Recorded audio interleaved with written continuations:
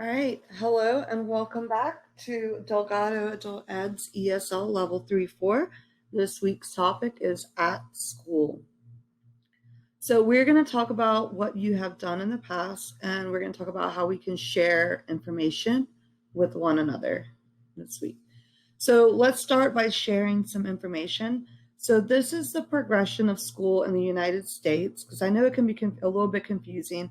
We have pre-K, that stands for pre-kindergarten. They have pre-K 3 and pre-K 4 now, right? But all kids have to start by kindergarten, and they usually start when they're 5. But it does depend when your birthday is, and there's some rules about that. So usually you have to check with like your school district. And then they progress each year until they get to the 12th grade. And in the 12th grade, they finish high school and they receive their diploma.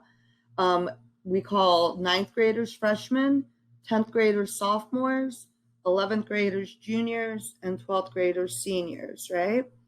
And then after you finish high school with your diploma, or if you get your high set or an alternative diploma, you can go on to post-secondary school. So some people will choose to start with a community college to get their associate's degree after they get their diploma from high school. You might also go to a community college for a trade or for some sort of specific work certification, especially in like the medical field, right? Other people, or some of these people, might continue on after they go to community college. They might jump into their junior year at university, or other people will start at the university and you become a freshman, a sophomore, a junior, a senior, and then you get your bachelor's degree. And then we have what's called postgraduate. And so the common one that many people get is a master's. It's like one more year. Most teachers have that, or many teachers have that. Medical degree is 4 more years, a law degree, 3 more years, and the PhD, 3 more years, right? So that's the basic setup of the schools. So in this lesson, we're going to focus on using the present perfect for actions completed in the past at an undefined time. So I would imagine that the schooling that you have already done in your life has been in the past, right? So we can talk about our past using that framework of our schooling. Okay. So let's just talk first some example sentences and learn a little bit of vocabulary too. So what schools have you attended? So we can say that he has attended nursery school. This boy is maybe 3 years old. He has attended nursery school. And we can say they have attended primary school. Primary school is usually kindergarten through like 3rd grade. It's for young kids. They don't have that everywhere. He has attended elementary school, maybe in the 3rd or 4th grade. Maybe he's 8 or 9 years old. He has attended middle school, right? Middle school, 6th grade, 7th grade, 8th grade, right? Adolescence. And then we say Paul and Nia have attended high school, right? Maybe they're about to graduate. Maybe they graduated last year. All right. Has attended trade school. You have to do that to learn to be a lineman, right? And she has attended university. All right. So what schools have you attended? You're going to talk about that with your instructor in class, and you can do it a couple of different ways. I've laid out how I attended school and in my history. Is yours the same? Let's talk about it. So I went to kindergarten for the ages of 4, 5, and 6. I failed kindergarten, so I was there until I was 6 years old. And I have a late birthday, so I was there till I was 6. And then I went to elementary school for grades 1 through 5. I went to middle school 6 through 8, high school 9 through 12. Then I went to community college for a freshman and sophomore year. Then I went to the university for a junior and a senior year. And then I came back to New Orleans and I went for one more year, right? What was your track?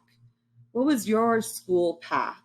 Draw it up and talk to your classmates about it. You can do that digitally or on pen and paper. Here's another one. You can maybe make a bar chart of your school experience. How much time did you spend in K through 12? How much did you spend at university or college or trade school or adult education or English classes, right? And then if you attended to graduate school, I know we have students that are doctors and architects.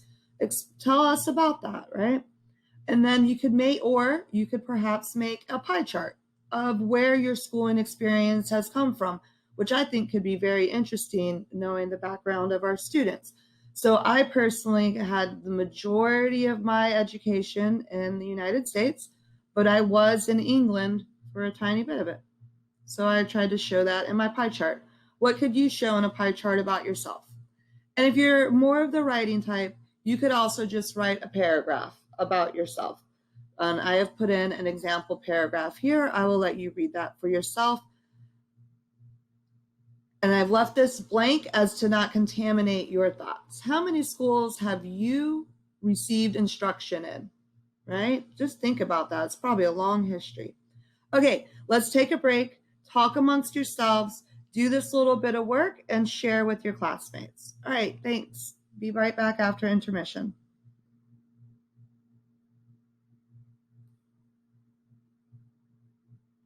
All right, welcome back to part 2 of At School. We're going to talk about what have you done in the past, and we're going to say how can we share some more information with each other. And I'm going to share a bit of information about some schools here with you. So as usual, I'm not going to read the vocabulary to you. You should read it yourself. We'll be using it in sentences, and you will be using it with your teacher in your classes. Again, here are some example sentences for at school, not definitions. I messed up on that last week. Sorry, y'all. And it just kind of uses all the present perfect tense with the undetermined time, right? Because that's what we're working on this week. So there's some sentences for you to read and to practice changing into more personalized sentences for yourself. Okay, this is just a quick review. We won't go over this again, but remember, school goes from a little bit before kindergarten till 12th grade, where you get your diploma if you pass all your classes. And we have lots of different types of post-secondary schools in the U.S. And something you might want to look into is private versus public, but we're not going to cover that too much here.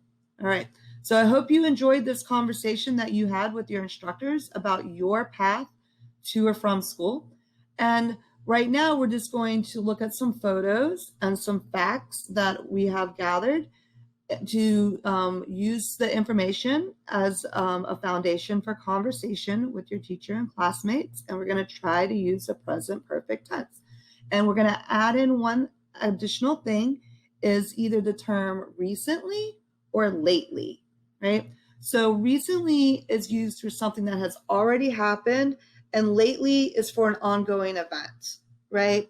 So it can be a little confusing, but if you, we have some example sentences here, and we will read them along in some of our other sentences that come with images. But for instance, I have heard many scary things in the news lately.